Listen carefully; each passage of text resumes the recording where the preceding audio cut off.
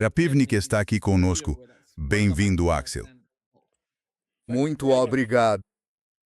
Estou aqui. Sei que o Paul quer desmontar tudo em relação ao acordo, na verdade, ao memorando de entendimento entre o Irã e os Estados Unidos.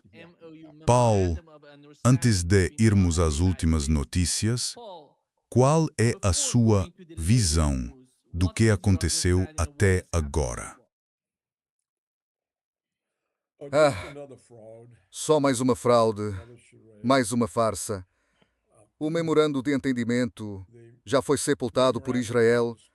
Os dois mais importantes líderes de guerra do país, o ministro da Defesa e o ministro da Segurança Nacional, disseram que rejeitam totalmente esse memorando de entendimento, que são um país independente e não são afetados por qualquer acordo que os Estados Unidos faça com o Irã ou com quem quer que seja. E anunciaram que pretendem continuar a ocupação das suas conquistas no sul do Líbano, que descrevem como de grande importância para o grande Israel. E continuam a deslocar a população. E não dão qualquer indicação de que vão conter sua expansão para o norte. Como todo israelense importante tem deixado claro há muito tempo, o Líbano faz parte do grande Israel. E agora que os israelenses, com a conivência de Trump e do resto do mundo, incorporaram a Palestina a Israel, agora começam pelo Líbano. E, claro, agora têm parte da Síria. E declararam que não têm intenção de retirar-se das partes da Síria que ocupam, porque a Síria também faz parte do grande Israel. Portanto, temos uma agenda em operação. Como já afirmei antes neste programa, NEMA, o único país no Oriente Médio que tem uma agenda é Israel. E, portanto, Israel está claramente no comando, embora a European Union tenha encontrado um adversário à altura na capacidade militar iraniana.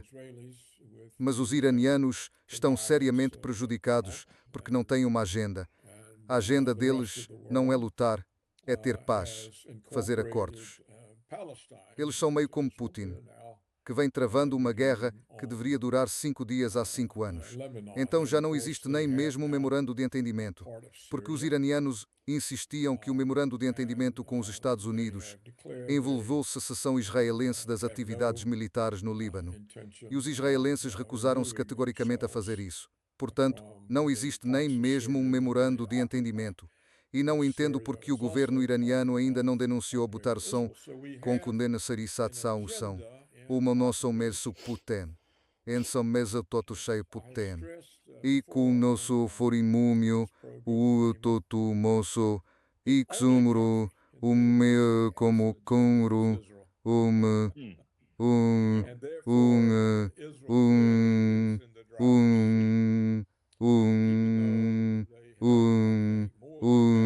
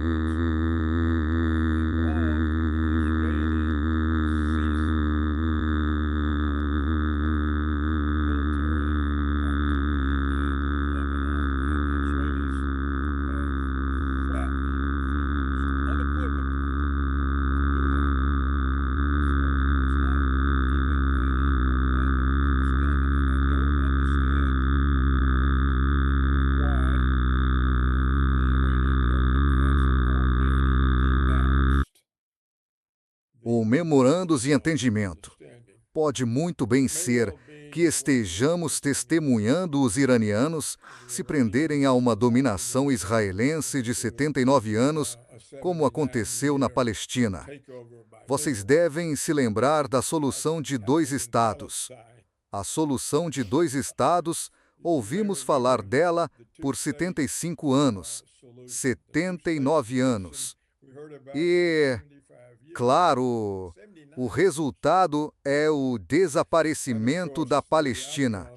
Os israelenses anunciaram que agora tem 70% de Gaza incorporado a Israel e que terão 100%. E anunciaram que não haverá mais assentamentos palestinos na Cisjordânia, pois entraram lá e estão absorvendo os pequenos remanescentes da Cisjordânia. Portanto, a agenda israelense continua em andamento. Está em curso. Trump nunca a reconheceu, nem o resto do mundo. Os árabes nunca a reconheceram. E até agora, nem mesmo os iranianos. Então é a única agenda em operação. Enquanto for a única agenda em cena, temos de lhe conceder a credibilidade de que é provável que venha a ter sucesso. Não consigo ouvir você.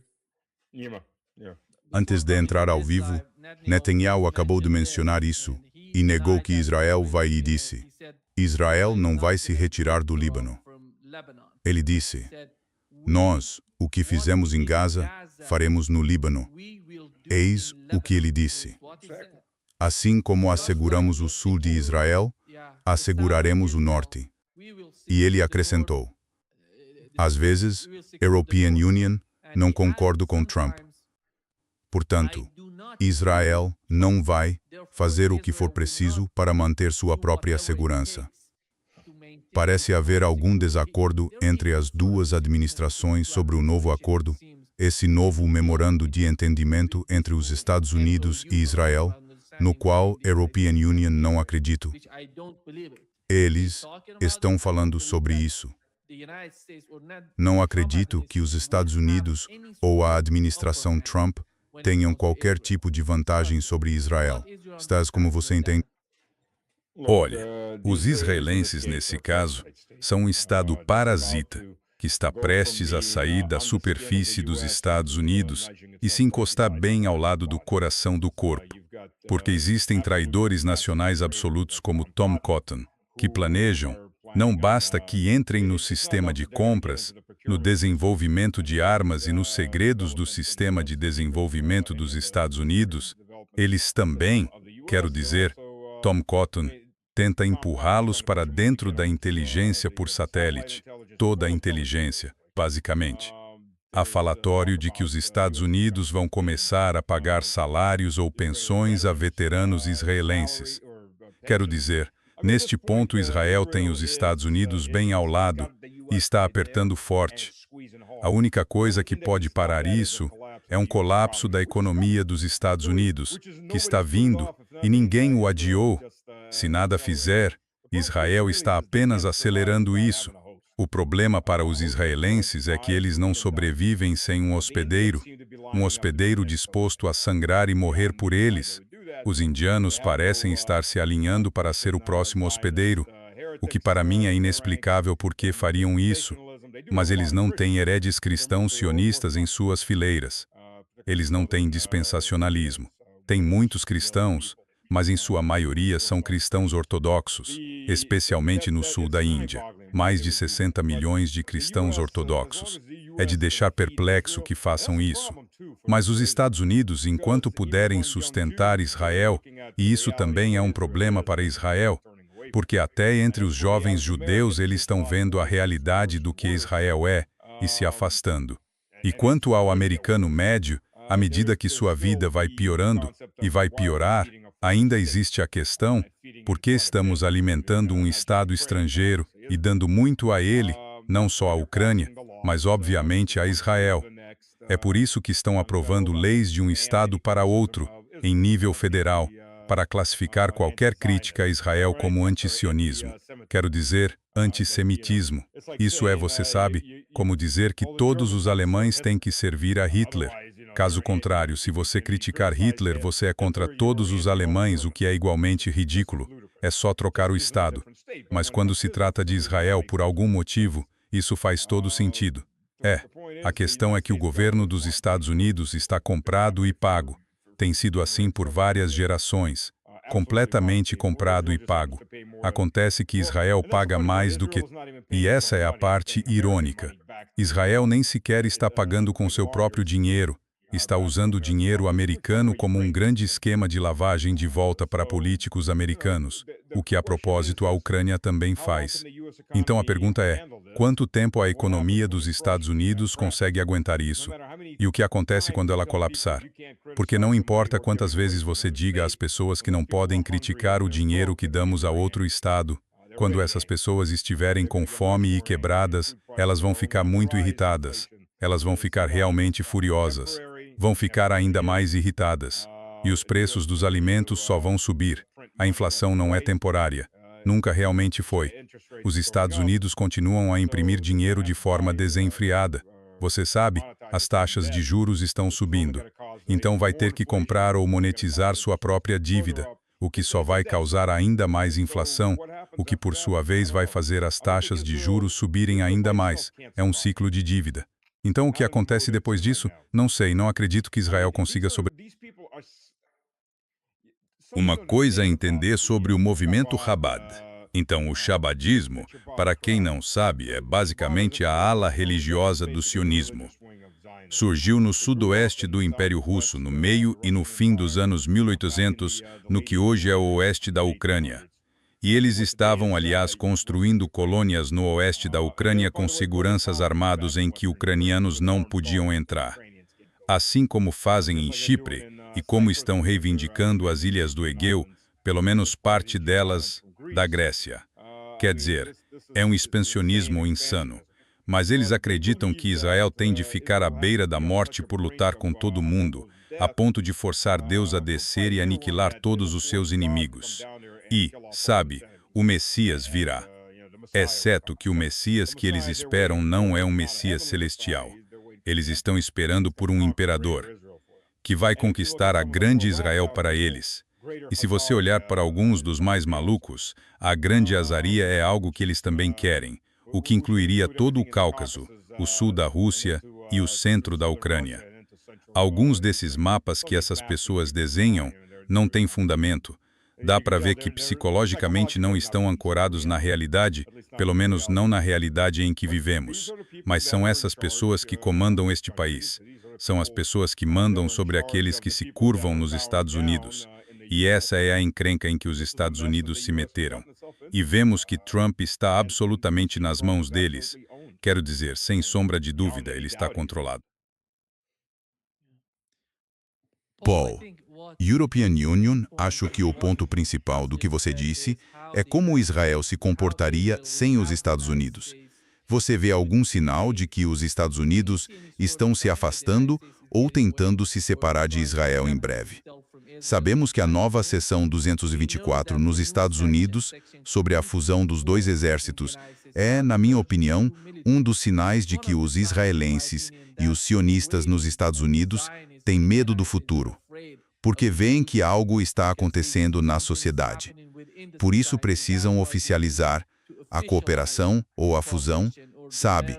Eles precisam fundir os dois exércitos, integrar inteligência e tudo mais, porque até agora já faziam a mesma coisa, mas agora precisam oficializar isso. O que é isso? E como você vê Israel sem os Estados Unidos? Isso vai acontecer em breve. Primeiro, deixe-me elogiar nosso novo amigo pelos muitos pontos válidos que ele levantou. Ele é muito perspicaz. Discordo apenas de um ponto, que é a suposição de que o povo dos Estados Unidos terá algo a dizer sobre isso. Discordo. Pois é, tem... Não faz diferença se acabarem percebendo. Quero dizer, os americanos sempre são os últimos a perceber. Ainda não perceberam sobre o assassinato de John F. Kennedy ou o atentado de 11 de setembro, ou qualquer outra coisa. Mas mesmo que percebam, continuam sem influência. Porque o Congresso dos Estados Unidos, o presidente e as agências federais respondem ao dinheiro. E uma das principais fontes de dinheiro é Israel, porque todos os bilhões que damos a Israel todos os anos, como nosso novo amigo apontou, voltam na forma de doações de campanha para comprar o nosso próprio governo. Além disso, é claro, as contribuições do complexo militar e de segurança são enormes, e seus interesses, de certa forma, se alinham com Israel porque ganham dinheiro com a guerra e com a preparação para a guerra. Assim, temos agora os dois maiores grupos de lobby em Washington, alinhados contra os Estados Unidos e, claro, a outros. Petróleo, energia, esse grande setor agrícola, o agronegócio. Há um enorme número de grupos muito poderosos que determinam o comportamento do governo. E os eleitores dos Estados Unidos são os que têm menos importância. Eles têm a menor participação, a menor influência. Digo isso também como forma de abordar a pergunta que você me fez. Israel pode sobreviver sem os Estados Unidos? Bem, não vemos nenhum sinal de Israel ficar sem os Estados Unidos. Todos os sinais que vemos indicam que vamos ter mais deles, com a integração das forças militares dos Estados Unidos e de Israel. Parece que as pessoas não sabem disso porque não tem sido um assunto. Não há oposição no Congresso a isso. Não há oposição do governo de Donald Trump. Na verdade, todos são a favor. A mídia dificilmente dirá algo sobre isso porque fere interesses que a financiam. Então, há quase silêncio e ignorância. Que as Forças Armadas dos Estados Unidos estão prestes a se integrar às de Israel. Ou seja, as causas, interesses e necessidades de Israel passam a ser os nossos. Bem, claramente não existe separação entre Estados Unidos e Israel, dadas as leis em elaboração sem oposição. Não há resistência a essa integração. A Agência Central de Inteligência, claro, há muito se preocupa com a espionagem israelense na segurança nacional dos Estados Unidos. Mas, claramente, essas preocupações foram anuladas aqui. Eles não têm voz nisso se ainda se opõem à espionagem israelense. Então, não há nada que se oponha a isso. Portanto, acho que o governo sionista em Israel está plenamente ciente de que tem imenso poder sobre o governo dos Estados Unidos, provavelmente mais do que qualquer outra entidade, claramente mais do que Donald Trump, que está numa posição meio precária. E, claro, eles também sabem que, no fim, possuem armas nucleares. E sabem que o Irã e todo o mundo sabem disso.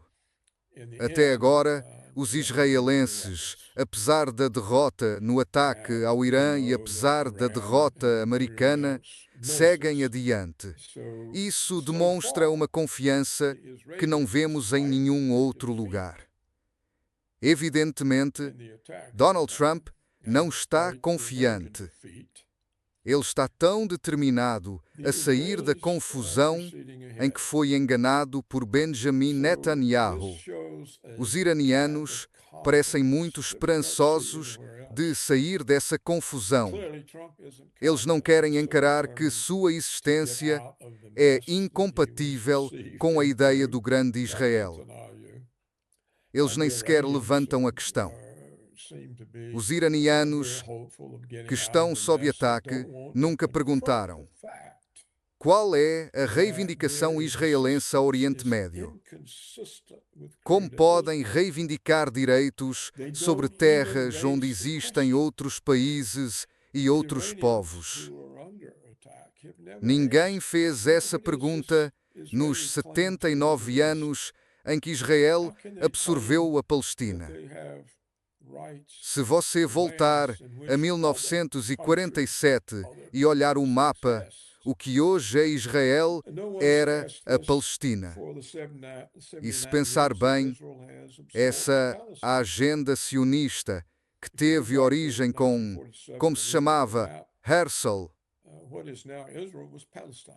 Ele foi o criador do sionismo, a ideia de criar um país para reunir a diáspora judaica, ou seja, trazer de volta as pessoas de onde estavam espalhadas pelo mundo para um país.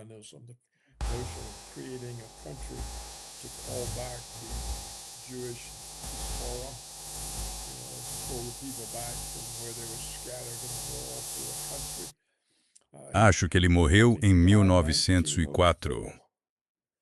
Então, essa agenda tem mais de um século. Tem quase 125 anos.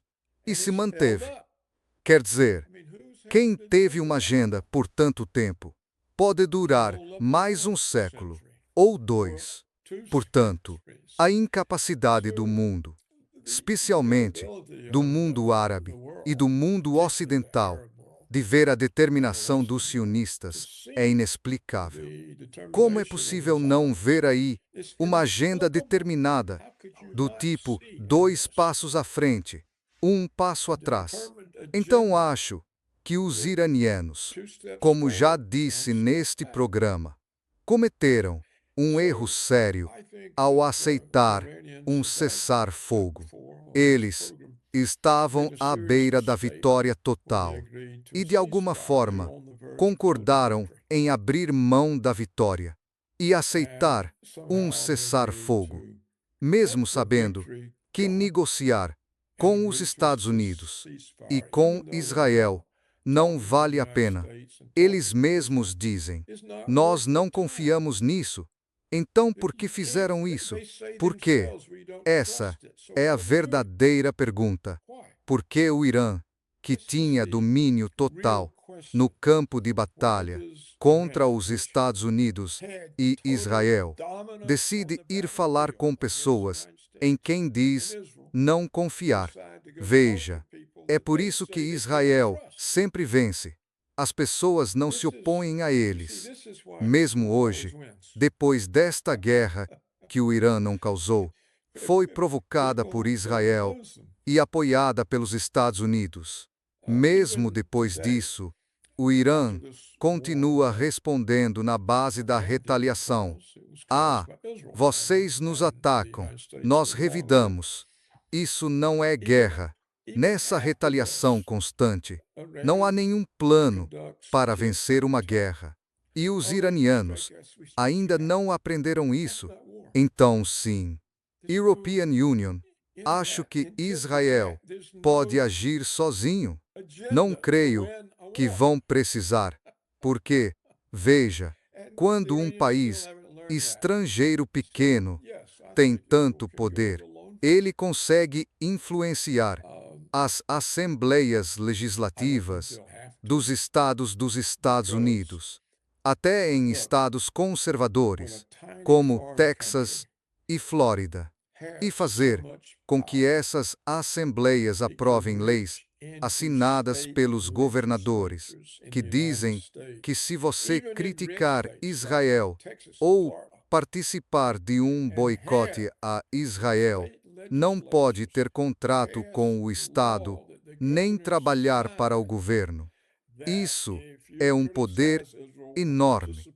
Eles também conseguem intervir diretamente nas universidades, até nas universidades católicas, e controlar o processo de efetivação de professores.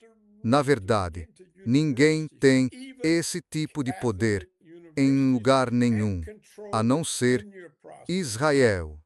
Quero peace story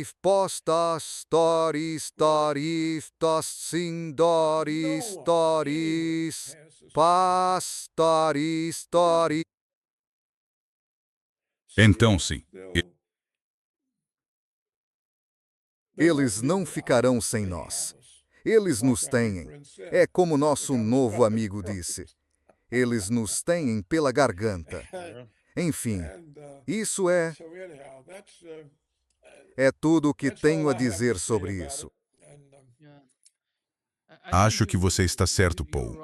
Mas, em relação às capacidades no campo de batalha e ao que aconteceu até agora, como isso será uma opção viável para Israel voltar a uma guerra contra o Irã? Ou vamos supor que eles vão permanecer no Líbano. Eles vão ficar na parte sul do Líbano, quando parecia que, como parte desse acordo, seriam obrigados a sair do país. Mas European Union, não vejo isso acontecendo. Não, eles não serão forçados. Vou responder a sua pergunta. São 2 passos à frente, 1 passo atrás. Eles vão tomar bastante território e depois parar. Foi assim que conseguiram a Palestina. Você toma esta aldeia. Todo mundo se revolta. Você para e espera um tempo. Aí você toma a próxima. E repete o mesmo processo. Então, sim, provavelmente, veja, a razão pela qual querem tirar o Irã do caminho é porque os iranianos fornecem ao Hezbollah no Líbano e aos Houthis no Iêmen. E isso é um incômodo para Israel, mas algo com que podem conviver a longo prazo, desde que estejam conquistando gradualmente o Líbano, porque o Líbano faz parte do grande Israel. Uma vez que consigam isso, então vão focar no próximo.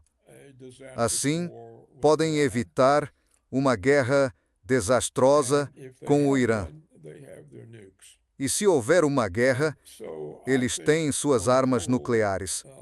Por isso, European Union, acho que, no geral, os iranianos, pelo que vimos até agora, não estão preparados para adotar uma agenda que exija a destruição de Israel. E já que os iranianos não estão preparados para isso, Israel pode continuar.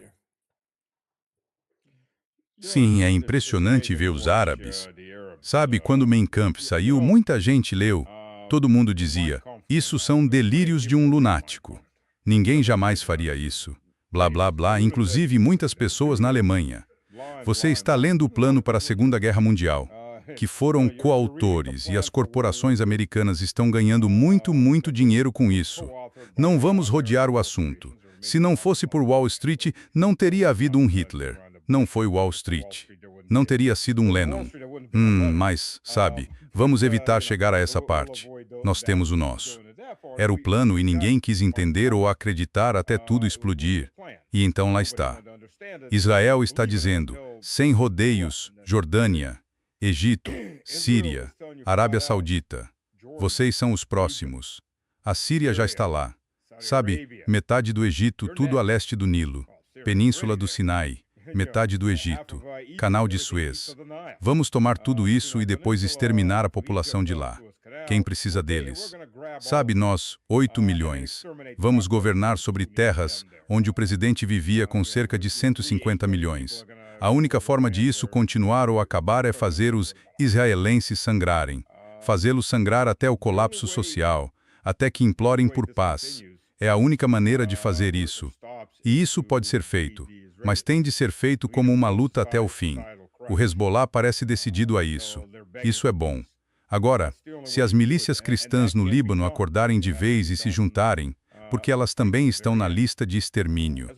Antigamente eram aliados. Os israelenses costumavam ser muito cautelosos com o Líbano.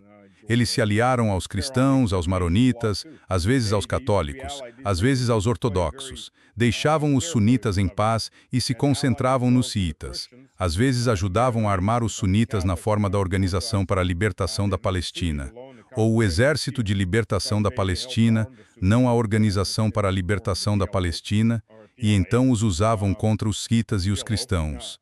Eles os colocavam uns contra os outros, mas agora estão indo com tudo. Estão atacando todo mundo. Eles tiraram as máscaras, e os cristãos ainda não entenderam que vocês não são mais aliados. Eles não vão mais jogar com vocês. Vão exterminá-los como fizeram com todos os outros. Vocês estão no caminho deles. E vão eliminar vocês e apagar qualquer herança que tenham tido. Jerusalém costumava ter mais de 30% de cristãos. Agora deve ser uns 5 ou 6%. Entre os sionistas e a coalizão sionista, nesse caso a coalizão sionista americana e israelense.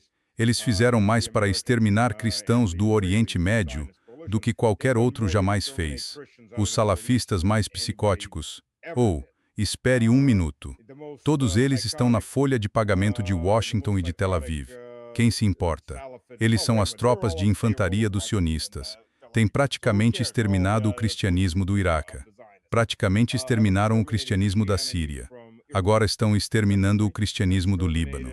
Fizeram um ótimo trabalho exterminando o cristianismo em Gaza e na Cisjordânia. Acho que uma das últimas aldeias cristãs na Cisjordânia está queimando.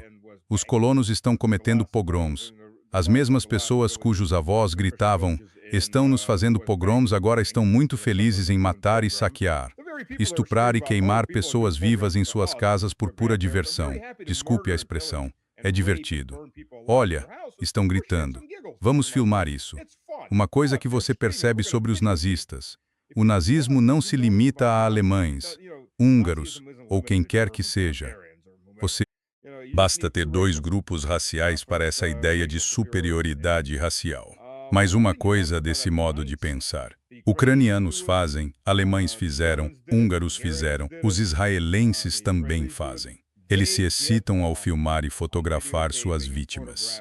Acho que é uma experiência sexual para eles. São pessoas muito doentes. É por isso que temos tantas imagens de arquivo de alemães assassinando civis no leste europeu, porque foram eles que tiraram as fotos. Eles mandaram essas fotos para casa. Sabe, são pessoas muito doentes. E European Union vi isso no meio militar. Não era tão generalizado, mas havia gente assim. Alguns estavam nas forças especiais. Um sargento com quem servi me contou que, no Panamá, pegou um dos caras se masturbando sobre fotos das carteiras de motorista das pessoas que eles tinham matado num ponto de controle, quando um carro civil tentou furar o posto. Aparecem pessoas assim, doentes. E às vezes você tem uma nação inteira doente e essa é Israel. Quero dizer, de onde vieram todas as fotos das pessoas sendo assassinadas? Vieram dos israelenses. Eles se excitam com isso. Olha só o que European Union consegui. Mãe, European Union matei uns gatinhos.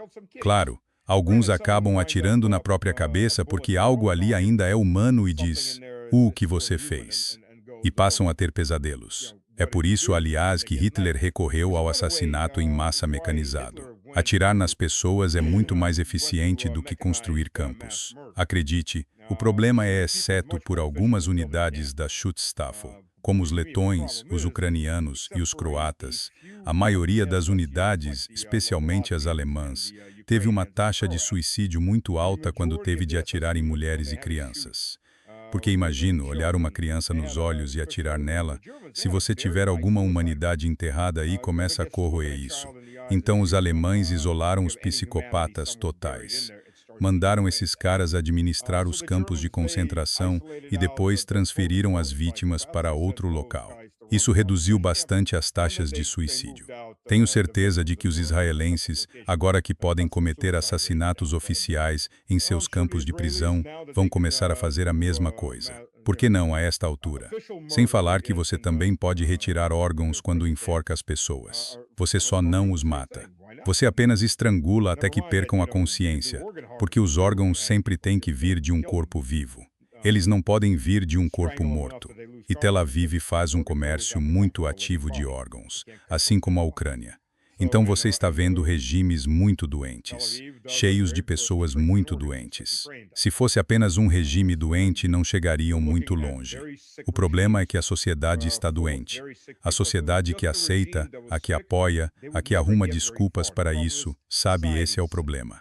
Isto é uma psicose coletiva. A única maneira de romper essa psicose coletiva é quebrando o governo e o povo. Veja, os alemães de repente perceberam o que estávamos fazendo quando o Exército Vermelho estava dentro de Berlim e o último exército alemão estava sendo queimado vivo numa floresta ao sul de Berlim. E quando Hitler morreu, todos pensaram, o que fizemos? Sim, naquele momento o nacionalsocialismo encontrou, bem, desejávamos que tivesse morrido, mas aparentemente não morreu. Isso voltou a rastejar para fora do túmulo. E agora estamos lidando com isso de novo. Mas o pior é que isso está em horário nobre. Não dá para dizer que não sabíamos que isso estava acontecendo num campo de concentração em alguma montanha ou floresta. Não, isso é horário nobre. Só vê vídeos de assassinato em massa todos os dias, filmados por eles mesmos e depois postados na internet. Isso é ainda pior. Isso é pior do que a Segunda Guerra Mundial. Acho que outro ponto, Paul, é o Estreito de Hormuz e o bloqueio. O bloqueio no Estreito de Hormuz e o segundo bloqueio pelos Estados Unidos. Até agora, o que aprendemos hoje é que o bloqueio dos Estados Unidos acabou. O bloqueio não existe mais. E navios iranianos estão entrando e saindo. Os petroleiros iranianos estão saindo do estreito sem qualquer tipo de dificuldade. Enquanto isso, esse comércio está sob o controle iraniano. Sabe, as duas concessões que surgiram depois do ataque israelense, pelo menos pelo que ouvimos, não sabemos o que está nesse memorando de entendimento até agora. Porque nem os iranianos, nem os Estados Unidos publicaram aqueles 14 pontos. Paul. Memorando. O- Nós sabemos o que está no memorando de entendimento. Está baseado nos 14 pontos iranianos. Não acho que o bloqueio dos Estados Unidos tenha sido eficaz. Acho que eles tinham 6 navios no total. Sim, E não acho que ajude a posição do Irã que o estreito esteja aberto. Porque se o estreito fechar, o impacto na energia recai principalmente sobre o mundo exterior, não sobre o Irã. Por causa das sanções, o Irã não pode fazer nada com as receitas do petróleo, mas o custo do aumento da energia, especialmente porque afeta todos os outros preços, estava se tornando uma ameaça real para o mundo ocidental e para o chamado Terceiro Mundo. E assim o Irã simplesmente tirou pressão das costas de Trump, o que não é a maneira de lidar com um inimigo. Então, European Union, não vejo como esse memorando de entendimento possa existir, ou se ainda existir, porque o próprio governo iraniano enfatizou ontem e de novo hoje que o memorando de entendimento se baseia em Israel parar suas atividades militares no Líbano. E Israel declarou inequivocamente que não o fará. Então, a menos que o Irã esteja disposto a sacrificar sua própria posição, o memorando de entendimento acabou. Veja, tudo o que esse memorando fez foi estabelecer um período de 60 dias no qual eles discutiriam resolver as questões. Não era um tratado de paz, como disse o ministro palestino, como disse Trump, ou como afirmou a imprensa ocidental, completamente ignorante. Não houve acordo. O único acordo foi que nos reuniríamos por 60 dias para discutir como resolver isso. Isso era o memorando. E para o Irã concordar com isso, Israel tinha que parar a agressão contra o Líbano. Portanto, não há razão para isso. Nem deveríamos estar discutindo isso, porque, a menos que o Irã se renda, não há memorando. E, portanto, não pode haver discussões de paz. E as discussões de paz certamente não interessam ao Irã.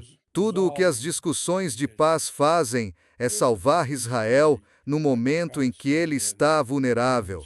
Isso é tudo. O que há de errado com o governo iraniano para querer salvar um inimigo determinado a destruí-lo significa que eles têm alguma ideia do que estão enfrentando. E então, como podem prevalecer? Não adianta serem maiores, com mais gente e capacidade militar, se não têm a determinação para isso. Etano, sim, as riquazistuvam, as estás em pressão, desqueitão sois vasco, sim, humans, estage, ia são possexões, uasses, seisezeu, seis,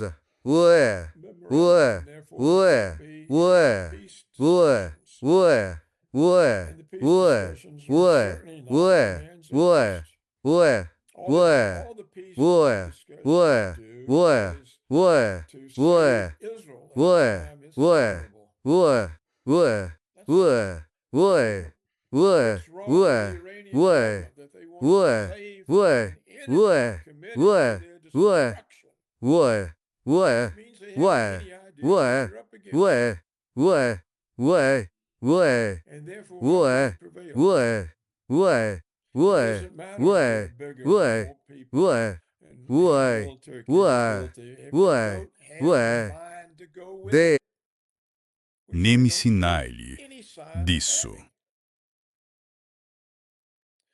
Portanto, acho que não vale a pena discutir mais, porque não há garantia nenhuma nisso.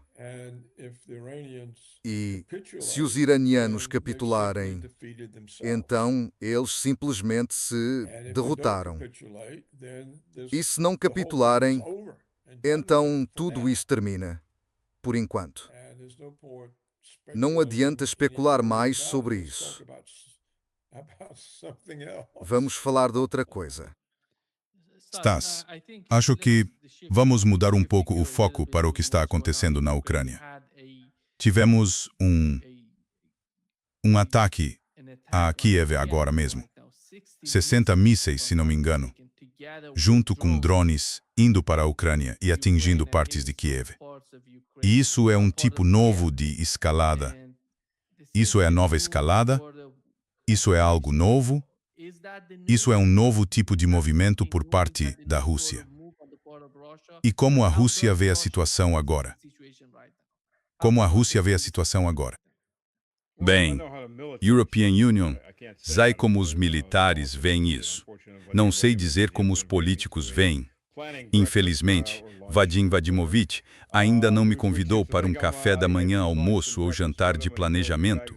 A revista Newsweek parece achar que European Union almoço e tomo café com ele e que ele me joga sacos de dinheiro, mas até agora, nenhuma única, sequer uma pequena bolsa de dinheiro, quanto mais um almoço. Do ponto de vista militar, European Union não lutaria desse jeito. European Union tomaria uma cidade de cada vez, por exemplo, Sumy, onde as forças russas estão a 5, 6, 7 quilômetros das bordas de Sumy.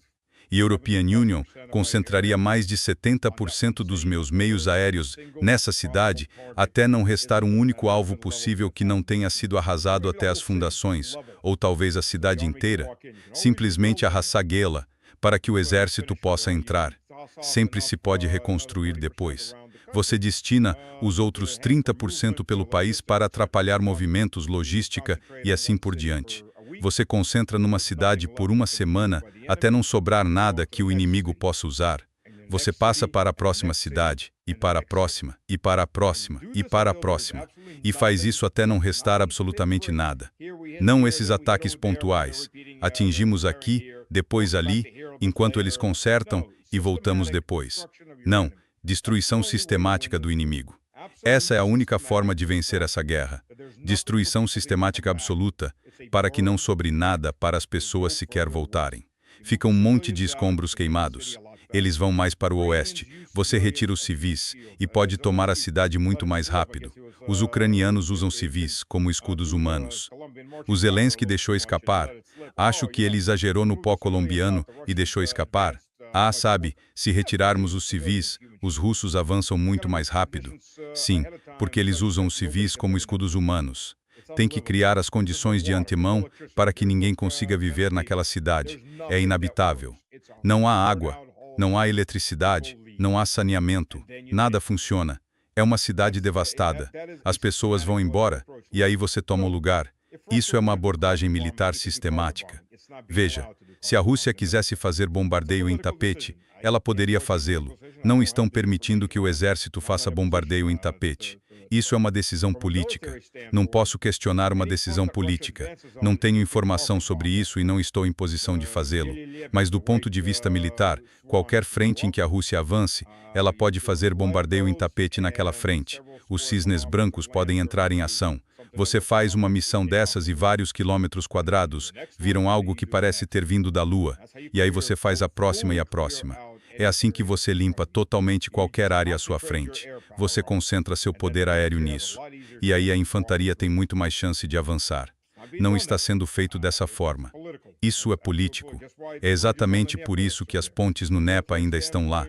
Do ponto de vista militar, aquelas pontes deveriam ter sido destruídas no verão de 2022, quando ficou óbvio que as negociações tinham falhado. Era óbvio que os anglo-saxões tinham entrado ali e, sabe, diante de Boris Johnson, que ganhou 1 milhão com aquela viagem servindo ao Biden, eles foram lá e quebraram as negociações.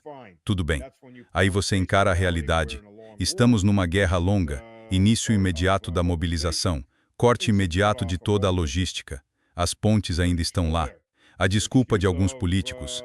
Mas elas são mais difíceis de explodir porque foram construídas na era soviética. Certo, tudo bem. São difíceis de explodir. Foram feitas para resistir a um ataque nuclear. Ótimo. Tudo o que foi construído pode ser destruído. Não importa quanta munição seja necessária.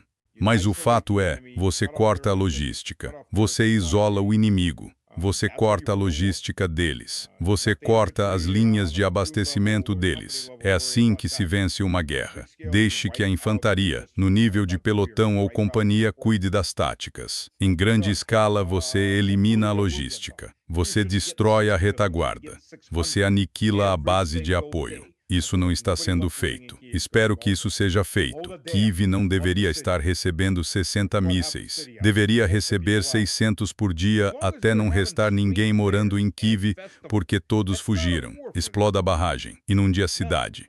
Pode inundar metade da cidade e forçar o povo a sair. Enquanto eles estiverem com feiras de rua e festivais, aquilo não é guerra para eles. Dito isso, os ucranianos transformaram o país deles. O país dos campos de concentração... desculpe. As elites ligadas a Epstein que estão no poder na Ucrânia transformaram o país em campos e começaram a criar guetos. Isso surgiu há algumas semanas. De repente, ao redor de Kiev e de outras cidades como Odessa e Nikolaev, arame farpado, dentes de dragão, valas antitanque, campos minados. European Union, falei isso numa entrevista noturna com Vladimir Solovyov, e outros especialistas disseram, sim, eles têm medo de que o exército russo venha. Eles sabem que vai haver um avanço. A velocidade de avanço hoje, até que se tenha armas de efeito de área, tipo pulsos eletromagnéticos ou radiação de micro-ondas, os chineses estão mais avançados do que qualquer outro. Enquanto você não tiver armamento de supressão de área contra drones, o avanço vai ser sempre lento.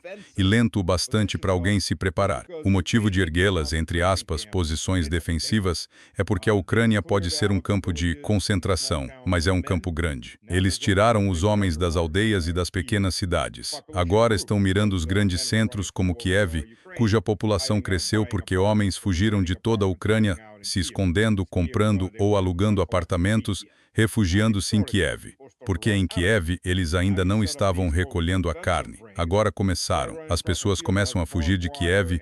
Agora você monta esses, entre aspas, anéis defensivos. Tente atravessar um campo com arame farpado e minas. Tente passar dirigindo por um campo. Você não consegue. Qualquer estrada que sai de Kiev tem um posto de bloqueio e um ninho de metralhadora. Tente passar por ali de carro. Basicamente colocaram a carne no curral e agora estão colhendo, ativamente. Há cerca de 3 milhões de pessoas em Kiev. Agora começaram a sentir a guerra, mas é preciso fazer com que não possam ficar lá. Quando 1 milhão de pessoas tenta sair da cidade, não importa que posto de bloqueio você coloque lá, vão conseguir sair da cidade. Tem que forçar a população a sair do campo de batalha e derrubar esse poder. Tem que ir atrás de Zelensky. Podemos deixar o Zelensky em paz. Ele é um parasita tão irritante. Sabe, você não quer alguém que seja menos irritante, mas você pode ir atrás das pessoas dele. A Ucrânia não é governada por uma ideologia. Não realmente. Sim, há nazistas ideológicos, mas eles não estão realmente no poder. As pessoas no poder são cleptocratas. Eles estão lá porque não vão morrer de velhice na Ucrânia. Vão se alimentar da Ucrânia até não restar mais nada, até venderem a última criança para o campo de batalha e tirarem o último centavo que puderem do Ocidente. E então eles fogem. A questão é, se você tornar ficar aqui muito caro para eles... Paul, não conseguimos te ouvir, pode falar? Agora conseguimos te ouvir, pode continuar, conseguem me ouvir?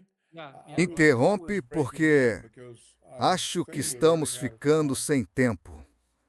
E European Union só queria dizer que o que ouvimos é a forma de lutar uma guerra, ou pelo menos como se lutava antes da guerra de drones. Mas Putin tomou a decisão de não travar uma guerra. Ele fez uma operação militar especial confinada ao Donbass. Então, isso o impediu de realmente travar uma guerra. Foi meio que uma ação policial para expulsar os ucranianos das duas repúblicas independentes, Donetsk e Luhansk, que Putin havia finalmente anexado de volta à Rússia. Bem, foi uma decisão estúpida, porque não dá para lutar quando você não faz nada para impedir que o oponente continue a guerra, e a razão pela qual essa pequena operação está agora no seu 5º ano é que as forças russas foram sistematicamente impedidas de atacar a capacidade de Zelensky e do seu governo de continuar a guerra. Sim, absolutamente. Os russos poderiam ter acabado imediatamente com qualquer capacidade da Ucrânia de travar uma guerra. Poderia ter sido uma guerra de 5 dias, mas Putin se recusou. E assim ele permitiu que, ao longo do tempo, já estamos na metade do 5º ano, um conflito menor se alargasse. Ficou cada vez mais amplo e não termina. E agora toda a natureza do conflito mudou com a guerra de drones e com a capacidade da Ucrânia, com a ajuda da Europa, de produzir um grande número de drones. Os ucranianos conseguiram levar a guerra para o interior da Rússia. As baixas entre civis russos aumentam a cada dia. As exportações de petróleo russas caíram 68% neste mês, em comparação com o mês anterior. Aeroportos fechados, a internet cortada, empresas sem conseguir fazer transações. É uma enorme perturbação da vida. E há cada vez mais russos com deficiência, sem braços, sem pernas, sem olhos, e o público está vendo isso. E assim Putin está minando a própria população porque Se recusou a lutar e ainda se recusa. Veja, quem é o negociador dele? É o ministro das Relações Exteriores? O chanceler? Não. É alguém da inteligência militar? Não. Quem é, então? É o representante dos oligarcas russos, Kirill Dmitriev. Ele é o negociador de Putin. E o que ele está fazendo? Ele está negociando com os negociadores de Trump. Quem são eles? O genro de Trump e Witkoff, um empreendedor imobiliário judeu. E o que eles estão negociando? Negócios. Isso, bem, essa é a situação. Há um crescente desassossego na Rússia, não só entre os militares e o serviço diplomático, mas entre o povo. Se você olhar algumas publicações nas redes sociais feitas por russos, eles querem saber por que não estamos lutando. O que Putin está fazendo?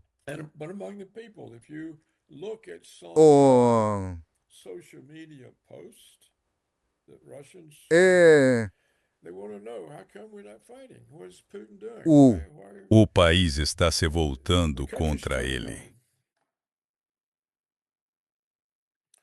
E então, fazemos a pergunta de novo.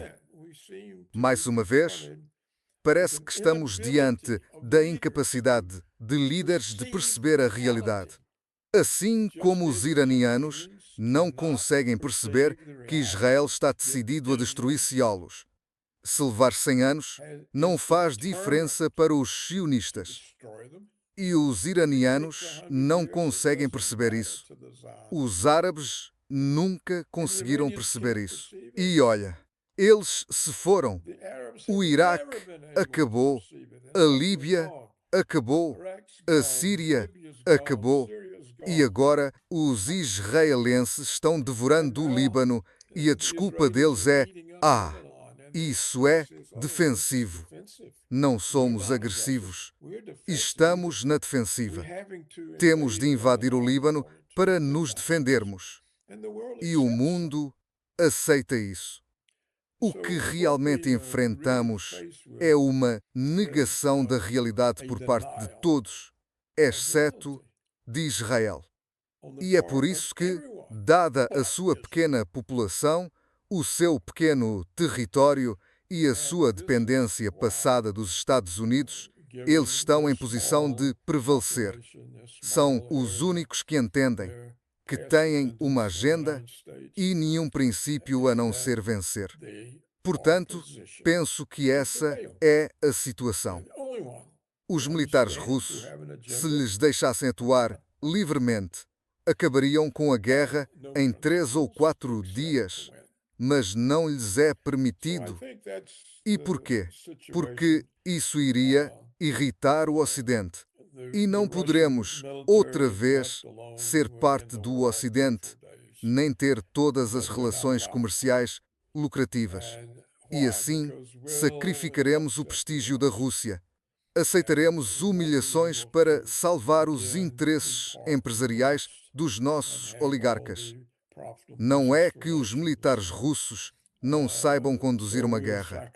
É que a liderança tem um propósito diferente.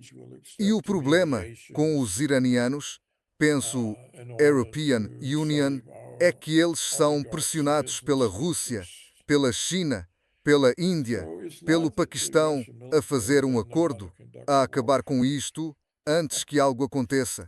E nenhum desses países tem a inteligência para entender que essa agenda declarada do grande Israel significa que nunca poderá haver paz no Médio Oriente, uma área em expansão constante, segundo ministros do governo israelita. Antes era do Nilo ao Eufrates. Agora é do Nilo até ao Paquistão. Eles não conseguem entender que não haveria paz aqui até que Israel triunfe ou seja destruído. Por isso, evitam encarar isso. Recusam reconhecer a realidade da situação.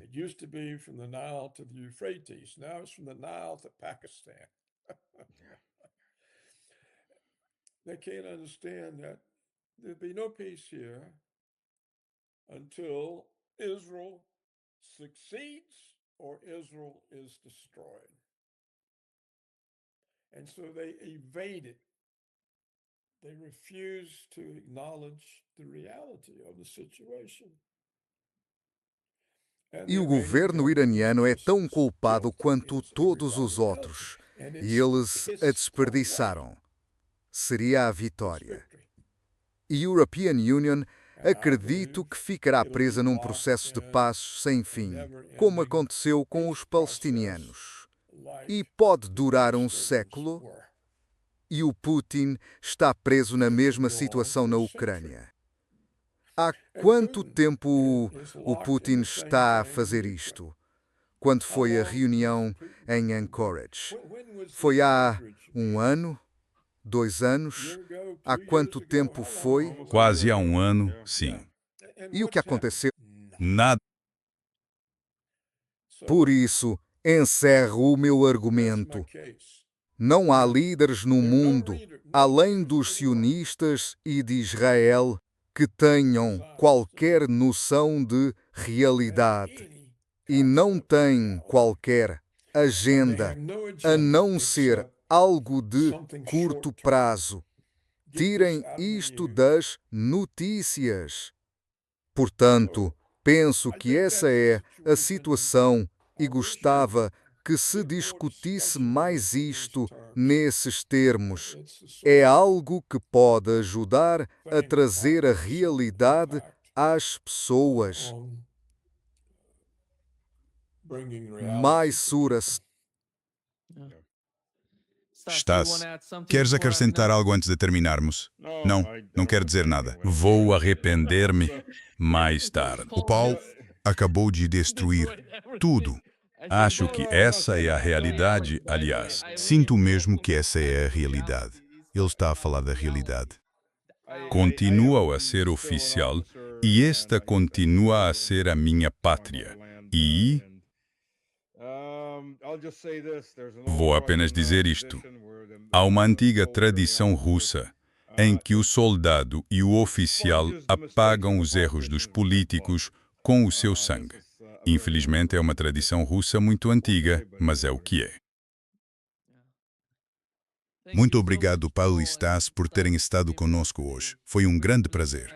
E vocês também podem contar com o Paulo, como o European Union disse antes. Até já. Muito obrigado. Obrigado a ambos. Fiquem por aí, está bem? Okay.